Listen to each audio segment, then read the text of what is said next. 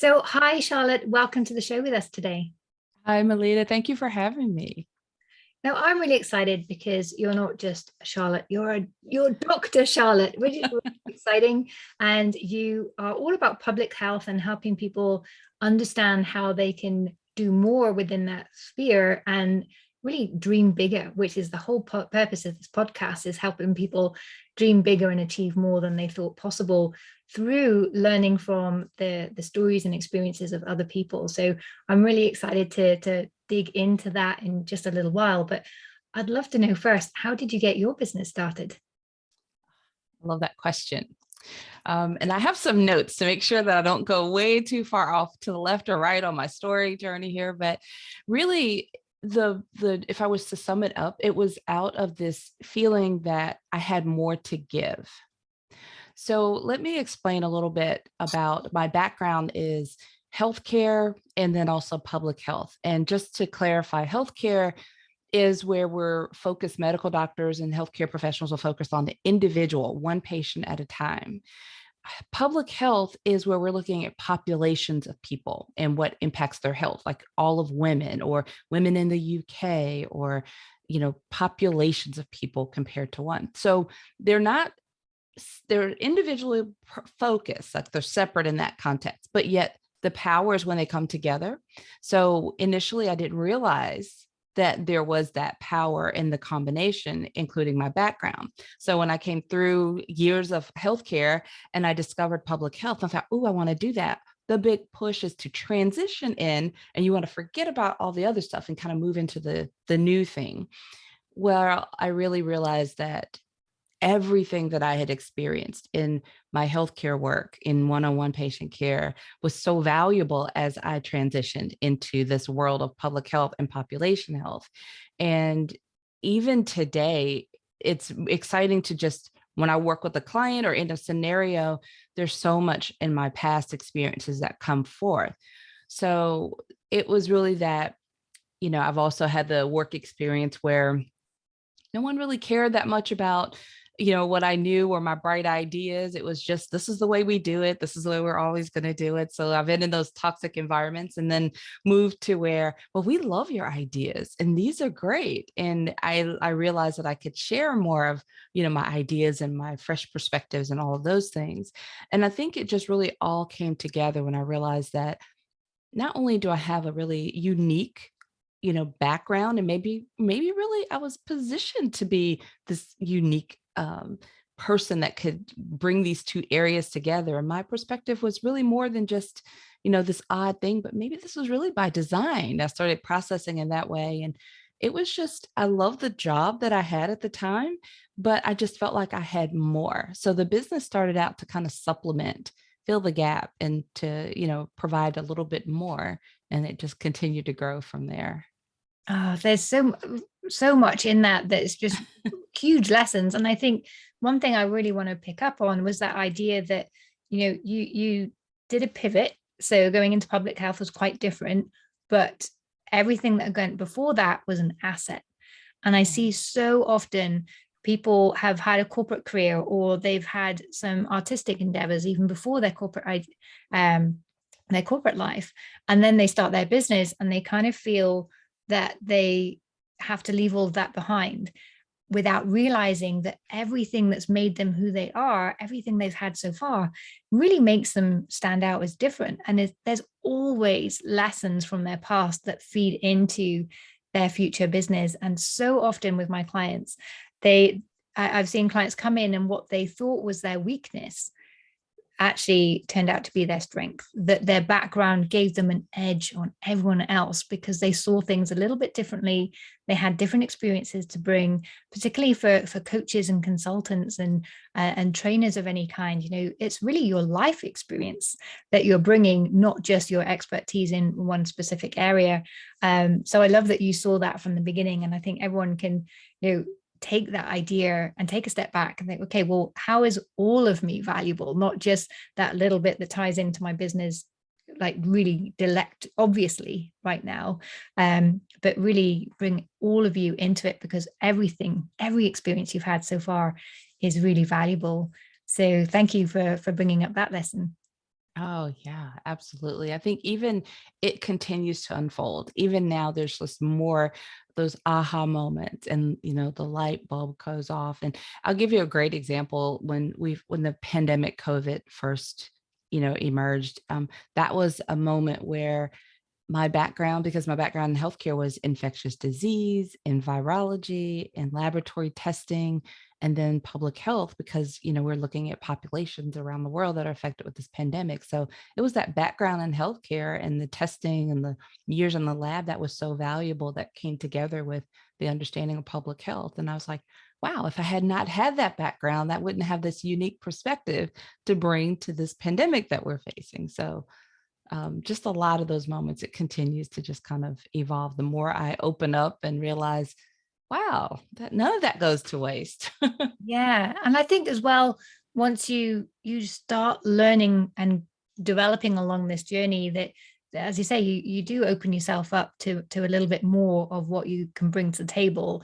And it's just the most exciting journey of personal development besides anything else. Absolutely. I agree. So when you started your consultancy, was the reality of running that like how you thought it was going to be? I love this question also because I would say yes and no. So, business ownership has provided me with this level of freedom, and I say freedom, I'm talking professionally and personally. Um, it's just rewarding to work with clients that I work with, to do the work that I choose and that I design. And I mean, I get to decide what to offer and what kind of help that I provide and who I work with. And there's a lot of freedom in that. It's like being able to pick like the best projects and so I get to show up because I realized that I've got to figure it out. When you work for someone else and you are on the company's agenda, you step into a role where the expectations are already written out. You know what you are there, how you're there to serve, and what you need to do. And there's checks and balances, and there's open and closed projects, and there's a lot of design and clarity. With your own business, you've got to figure that out. So even with the team, it's not even a matter of being like a solopreneur doing everything. Even with as I bring on team members, I've got to decide what help is needed, what they need to do, where we're going as an organization, as a business. And so it's not bad, it's great, but it can be very overwhelming. And I didn't really expect that, down to some of the simple things, like when I decided to do my podcast, even down to the topics that we're going to cover, and the systems to use to bring on a guest, and just everything. You've got to figure it out. You've got to be everything in so many different ways. So that was uh, that caught me off guard. But it didn't stop me, but it was just not what I expected. Well, I'm really glad it didn't stop you. But yeah, and I think that that's something that a reflection that comes up quite often on the show is like, well, I hadn't quite realized that I'd have to do well. You have to do everything, but that the amount of figuring out is sometimes, they say, throws you off guard and can be overwhelming. But it's part of that development journey. And the danger, of course, of that is that it triggers this idea, and it's something that's always quite prevalent for a lot of people, particularly women, is this idea of, am I good enough? Can I really do this? And when you have these moments where you're like, I don't know where to begin with this, can I really do this? It can stop you in your tracks. So is there anything in particular that's worked for you in terms of like feeling that fear and doing it anyway? Honestly, the biggest, I mean, there are a lot of things that have helped. Listening, I would find podcasts to listen to that were helpful. Hearing from other women and other entrepreneurs were very helpful. I'm a big audiobook fan, so listening to books, audiobooks were helpful. But really, the biggest thing for me was investing in coaching, and I'm a coach. I know you're a coach, and I absolutely am a coach that loves coaching. So when I started investing in coaching, it really helped me, not only with like to learn a certain thing, podcasting or doing all those things, but really just the whole belief system around being an entrepreneur. And I'm very scientific. So my training, all of my education is in the scientific realm. I don't have an MBA. I didn't go to business school. So I had to learn a lot about running a business, operating a business, and thinking like an entrepreneur. And that having a coach helped me to question like my feelings around things because when you get, for example, fear shows up in a lot of different ways. So when I would start to get overwhelmed at all the things that I needed to do or figure out, for me, I can start procrastinating, and I'm really good at it. And it was with my coach that I realized, working with my coach, I realized that was just a way that I address fear. Just avoid it and move around to other things. And so just working with a coach helped me to deal with a lot of the beliefs, my belief system around things, or mindset, as people say often. And that helped cut through the chase and help me to get back to the business of the business and to, keep moving forward and learning more about myself and getting stronger, because these fears will cycle around, but I recognize them a little sooner and I can respond a little faster each time. And so I think coaching was a huge find, a huge win for me. And just continually looking for the next, you can continue to level up. As the more you grow, the more opportunity for you to, invest in yourself. And for me, that was like the biggest thing for me. Just it started with as much as I could afford at the time. And then just as the business would grow and I would invest a little bit more, it was just the way that I structured it. Yeah, you're so right. Having a coach in your corner, it's just invaluable, because I know for myself, I have this little cycle where I'm doing great, doing amazing things, and suddenly I have this moment where like, oh my gosh, what am I doing? And my coach gets me like, okay, yeah, we've been here, breathe, Yeah. and gets me through that, and then I'm back. I just need to kind of have a bit of perspective and have that opportunity to just talk through my ideas.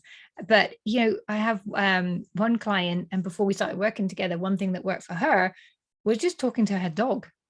She would just like talk it out with her dog. For some people it's journaling, and if you're not yet in a position to invest in a coach, then these tools can really help, because it is getting those thoughts out so you can start to look at them a little bit more objectively. When they stay in your head, they just kind of go around and go a bit crazy and sometimes take on a whole life of their own.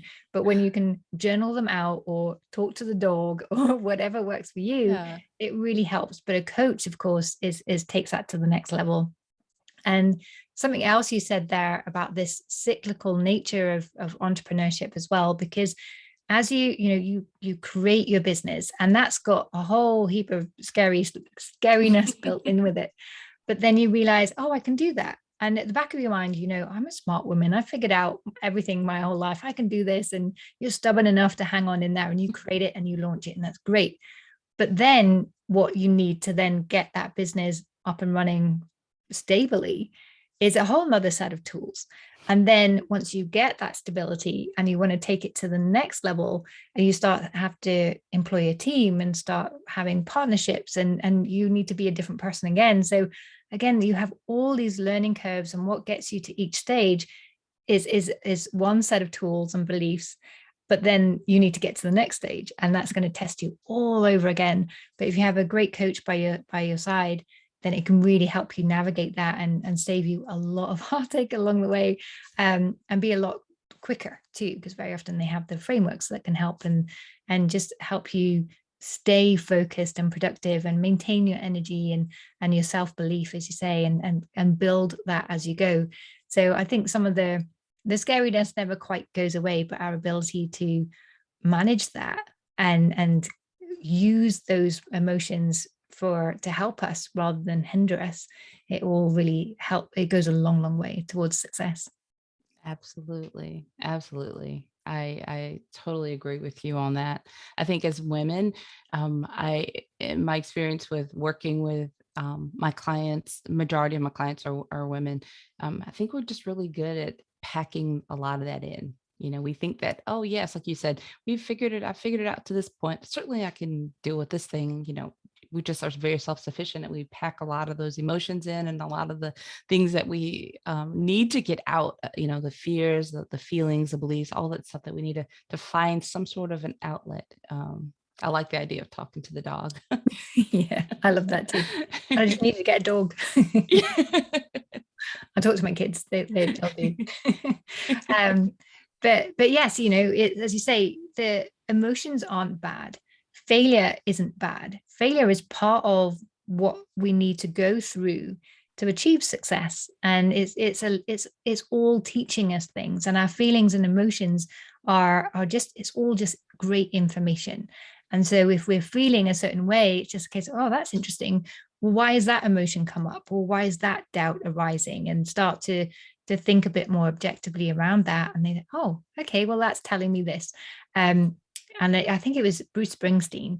And he, before he goes on stage, he gets a bit sweaty and his palms are wet and he's got these butterflies in his stomach and he feels a little bit nauseous. And so many other people would think, oh, I have stage fright, but he doesn't. He thinks, now I know I'm ready to give a great performance. So also the way we label our emotions and what they mean for us can make a huge difference as well. So it's really a fascinating area just to listen into yourself and what your body and your thoughts is telling you, because a lot of that is really helpful. And as you say, just journaling, getting it out in some way, working with a coach can help you work through those and interpret them even quicker. Yeah, yeah, yeah. That reminds me of an exercise really early on before I think I really invested in one-on-one coaching. I think at this point I was like reading books by certain authors that I really, really liked, or maybe did maybe a group or guided type of training, but not like one-on-one coaching. But one of the first things I learned was to question how I was feeling, question my emotions. And like you said, our emotions are telling us a lot. So if I felt nervous about something, question why, what is it? And then that can lead you down. It feels like a rabbit trail, but it's more of a discovery, like a self-discovery, because you can really learn a lot about yourself, what's triggering that feeling, and then how to address it. But it really starts with questioning. If you Yeah. feel a certain way, question why, and let that sort of lead you into that journey to discovery. And sometimes it can point to, you'll notice sort of reoccurring patterns or themes, and then maybe you can start to look for resources that target that specific thing. If you notice it's all around fear, then maybe start looking for books or tools or resources that address fear. For me, that was helpful at the Mm. very beginning. Yeah, absolutely. Me too. And there's a tool that actually it was a tool that my kids had, and there is an adult version, but I still use kids one as I have it upstairs, and it's called feeling magnets. And it just has all these different emotions, but often we think, oh, I'm nervous or I'm sad, or and we don't, even as adults, we don't always have the vocabulary to break down what we're really feeling and where's that coming from and how do we want to feel and what will it take to get us from A to B. But these feeling magnets really help, and it's a great tool I've used with the kids, but from time to time in my business I've felt a certain way that isn't very productive. I know it's holding me back. It's like, I'm going to use these magnets. And it's been really, really helpful as just a tool to help me kind of sit down and think about, well, okay, well, why am I feeling like grumpy about this? And I was like, oh, well, it's because this, that, and the other. And actually, it's given me then a clear path of like, oh, how do I get out of this and what steps do I need to take and what's my lesson here? So yeah, there's lots of different tools and books and ideas that can help. Yeah, I like that. Yeah. So you mentioned there that you have a podcast. Was that something that you started early on to help with your business, or was there a story behind that? Well, I did start it early, and it was the sort of exploratory route. So when I started my business, it wasn't like I sat down and intuitively decided, oh, I want to start a business. I was sort of open because I was feeling very, happy with the job that I was in, but it was still like that feeling of, wanting to do more. So I was just open. And I noticed that a lot of people were starting to ask me these career related questions. How did you become an epidemiologist, or how did you get into this realm, or career related advice? And a lot of it was coming from people who had already completed a degree in public health, but were having trouble getting into the field. So I Mhm. was answering questions, and this was like through LinkedIn at first. I did get to my DMs and send messages, but I noticed a pattern. I was answering some of the same questions, just from different people, but they all had the same types of questions. So I was already a fan of podcasting. I love, listening to some of my favorite shows, and it was just a great way for me to. I love walking in the morning, so I'd go on my early morning walk and I'd listen. So I decided to start a podcast and start answering the questions that I was receiving, to a broader audience, and let's just see where this goes. Let's see what happens.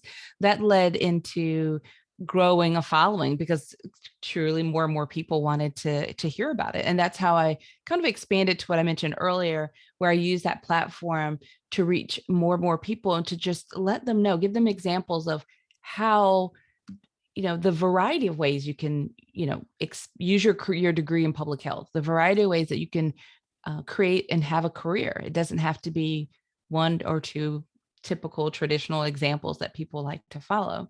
So just allow people to bring creativity along with the scientific training, and they really can go together. It just kind of gave people permission just through listening to these stories. And then that's how the business was built. It really became a way that people would listen for a while, and then they started wanting to work with me. They wanted more.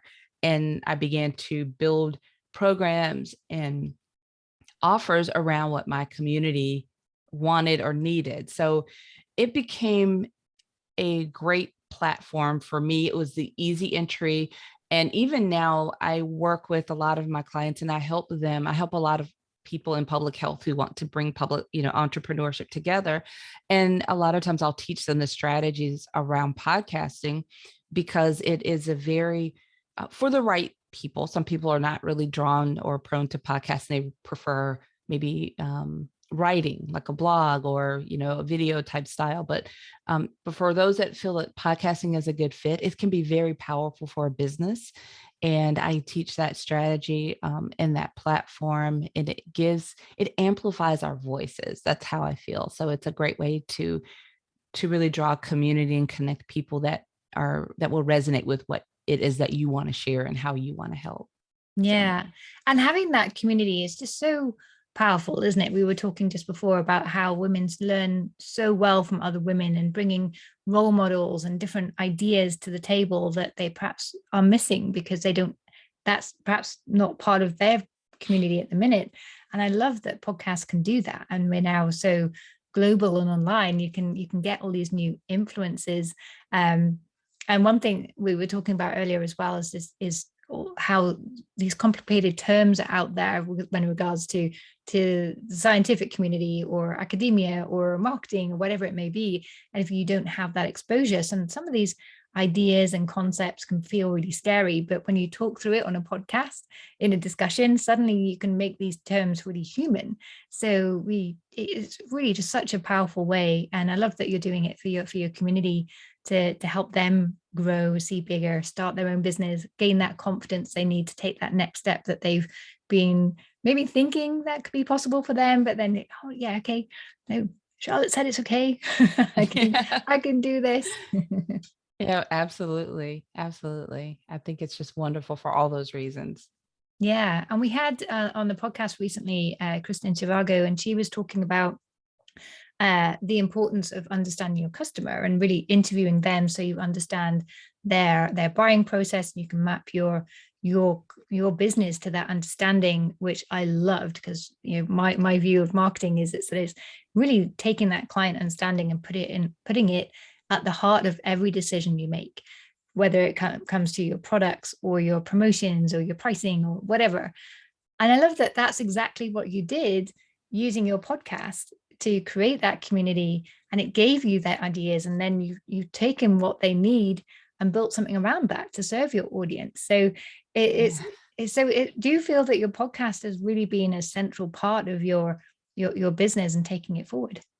Absolutely. Absolutely. Because so often we may have an idea of what our community, like the kind of community that we want to gather as entrepreneurs, especially early on. But I think it's just, I have this phrase that whenever I can hit the easy button all day long, I will go that route. We don't need to overcomplicate it. So instead of me trying to figure out what my community wants to hear, I started the podcast just by answering the questions that I was already receiving. So that brought people together. And even today, I know that people, because I have a larger community, I do listen, I pay attention, I engage with them. So I know those similar with those questions that come up often. So on the podcast, when I interview a guest, I'll just ask those questions that I already know people want to hear. And I let them hear it from a variety of people in the industry. People that are curious about entrepreneurship and consulting. Well, I interview consultants and entrepreneurs in public health, and I ask them questions. How did they get started? What do you like about it? What do you not like about it? What's working for you? Who do you serve?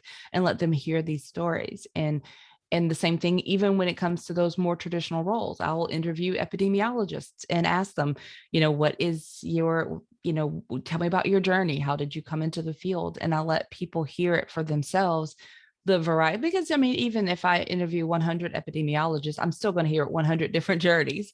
So those different asking those questions, it's exciting for me. It never gets old for me to meet someone new and to, get to hear what they're doing. But then for my audience, I think it's just a platform it's not textbook stuff that you read. It's not what you're going to see necessarily in someone's newsfeed on social media, but on a podcast, you get a deep dive into their story. So, I'm definitely a big fan of podcasting. Oh, me too. It's been amazing. Really wasn't sure what to expect when I started my podcast. I just knew that I was hearing people have the same doubts the whole time. And I thought, well, let's bring some other voices into this so that they can see what it really takes to start and build a business, and the reality that, well, nobody really knows. Yes, So different for exactly. everybody. Yeah, you just have to take a deep breath and go for it. But like part of what I really love is that everyone's journey, I ask more or less the same questions every week, but putting them to different people. So you get that all those different journeys. But what I also love is the commonalities as well. I think there's the what's everyone says that's the same and what people say that's completely different are the two things that make it so interesting. Because you never know quite what you're going to learn or what your listeners are going to learn when you start. But then there's just always so much value shared, and it's just so fun. Yeah, absolutely. So you mentioned that podcasting isn't for everybody. If there's someone out there that thinks, oh, I kind of would like to do that, but I'm a bit scared, how would someone know if it's going to be something that they will thrive at? Because I know a lot of people shy away from it, but actually when they start it, then they actually find actually this is really fun, particularly with introverts. I know there's a lot of introverts that listen to this show, thanks to my books, The Shy Girl's Guide to Networking and others. And podcasting isn't necessarily something that you instantly think, oh yes, that's the marketing tool of choice for introverts. But there are a lot of introverts who love podcasting and doing extremely well. I was just wondering, from your perspective, is there any telltale signs of if it's going to work for you or not? Yeah, that's a great question as well. So I am an introvert as well. I love being around people. My choice would be a small to medium group, not the big, gatherings. They just drain me. It's faster. It's not that I don't like being around people, but I have to have that balance, because after hanging out for a while, I've got to have my decompression time. I've got to hang out with a book in a corner, leave me alone for a while to regroup. So if you are an introvert, I think a podcast is a great platform. Even if I back it up a little bit more, as a business owner, as an entrepreneur, we need to have some sort of broadcasting platform. So if you are a video person, which is not, my personal preference, but if it comes easy to you, natural to you to pop out videos that are great and engaging, then go that route. If you love writing and you can consistently, put the blog together and that's your thing, you can go that route. I think podcasting is probably the best for those, like the written, and because you can repurpose your podcast episode and write really elaborate show notes that are more like a blog style and have it go along with that. But if you can just organize your thoughts and you like, communicating that way, you can, talk your way through, you're like having a conversation. Even if it's just you by yourself, if you can just organize your thoughts and you like sharing in that way, it's a wonderful platform for me. And for that reason, you don't always have to have on full face makeup and be all made up to do your podcasting. If you're not using video, you can organize your thoughts, speak your mind, share, for me, answering questions in that way. And if you're thinking about it, you're probably already interested in it. If you're considering it and you're wondering, then that already lets me know that it's probably a good option for you. You just have to take the steps. You won't know for sure until you do it. And for me, I made some really clear decisions up front. I decided, because I'm going to see what happens. Let me set myself up to win just in case I really like it. So I learned how to podcast, properly. I enrolled in with someone and learned how to do it properly and organized it and set it up. So there wouldn't be a time suck and I wouldn't invest money, in stuff I didn't need.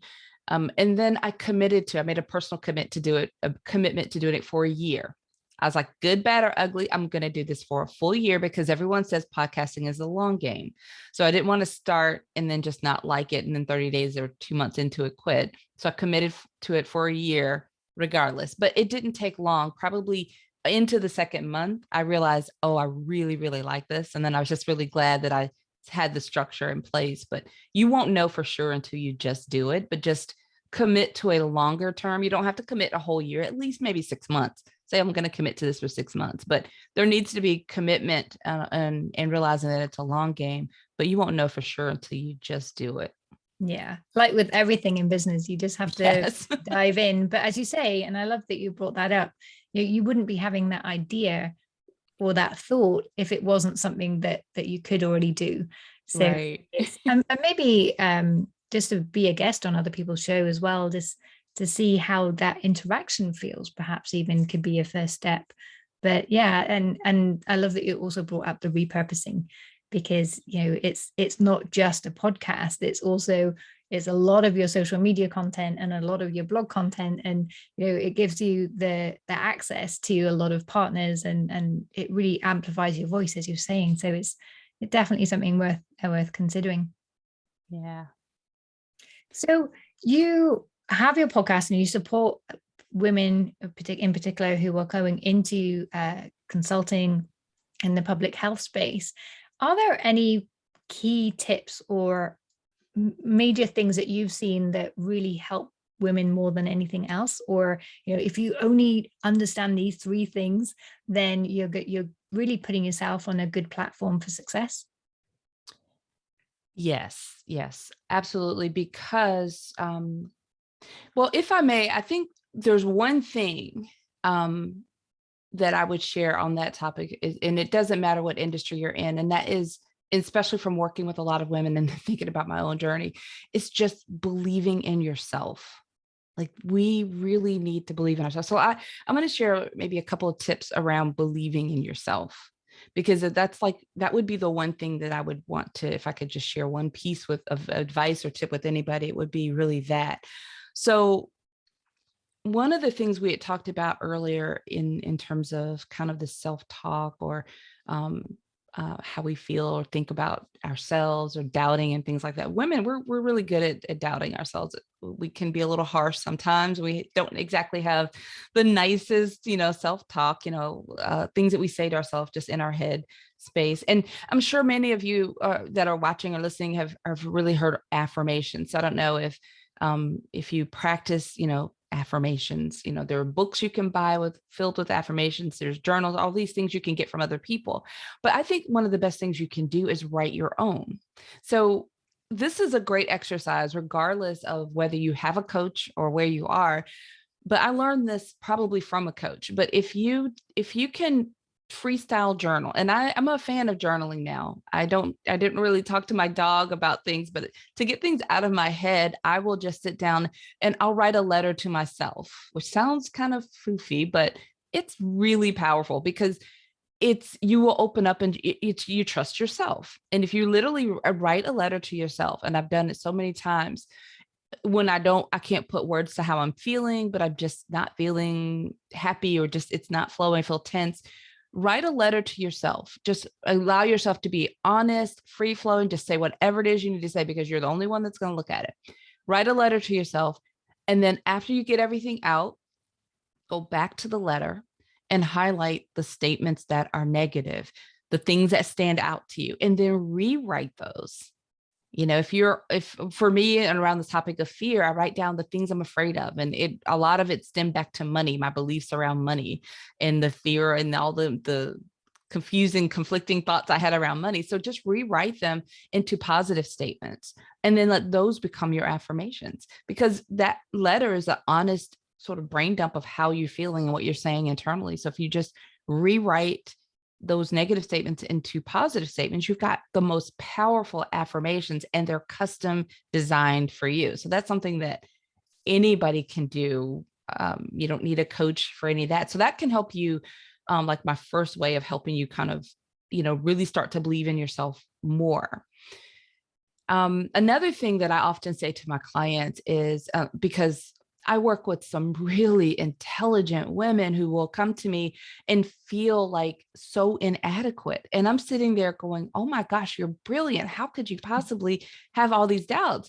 So I think that if we can start to focus more on what we have instead of what we have not, focus on our strengths more instead of what we're missing, instead of chasing after that next certification that we think we need to validate us before we can offer something, focus on the experience you have and the knowledge you have and the perspective you have. And, just really that shift away from all the things you need to get and chasing down those rabbit trails, and just stopping, pausing, and thinking more about what you have and what your strengths are can help you really with that belief. And then finally, I mentioned it earlier, but just surrounding yourself with other women. And this doesn't matter. It doesn't have anything to do with the industry.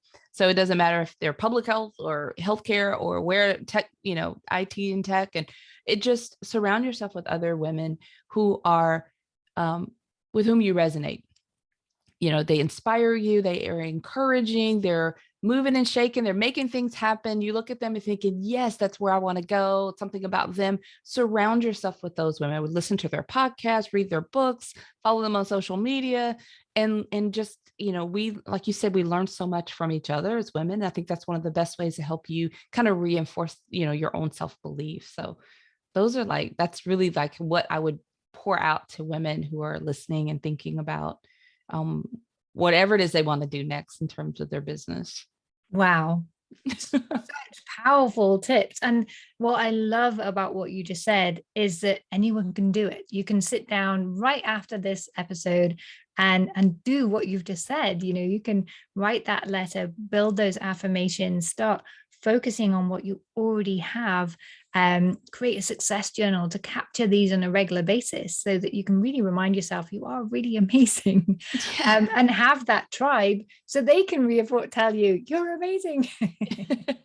And really be inspired by what other people are achieving, and help give the perspective that when you see what other people are doing, that you can use that as an opportunity to remind yourself that you can do that too, and that you are already achieving. And we sometimes have this habit, you mentioned the negative voice that we all have, unfortunately, but we can definitely put it in its place using these tools that you mentioned. But this negative voice can often say that everyone else is better than we are, or we have no place because everyone else is already doing it and they're amazing. But we can give ourselves permission to turn that around a little bit and say, they're doing amazing stuff and I can too, and use that as really a point of building your confidence, building your belief, and achieving things together. So I love those 3 things that you picked up. I think they're just super, super powerful. So yeah, everyone take note and take action. Yeah, absolutely. Charlotte, you have just shared so much value. I've really, really enjoyed this conversation. Everything you've shared today has just been like gold dust. So thank you so much. And if anyone wants to listen to your podcast or get in touch with you to learn more about your work, what's the best way they can do that? I'd say the best way is my website, drchuntley.com. It's drchhuntley.com. There's the podcast, coaching, consulting, links to all social media there. I would love it if you are on LinkedIn to look me up on LinkedIn. I'm Charlotte Hughes Huntley there, and just message me, let me know you heard me on this podcast. That'd be great. But that's where I spend most of my time on social media. Yeah, great. So connect with Charlotte on LinkedIn and continue this conversation. Yes. Charlotte, thank you so much for being our guest today. Oh, thank you so much for having me. It's been great.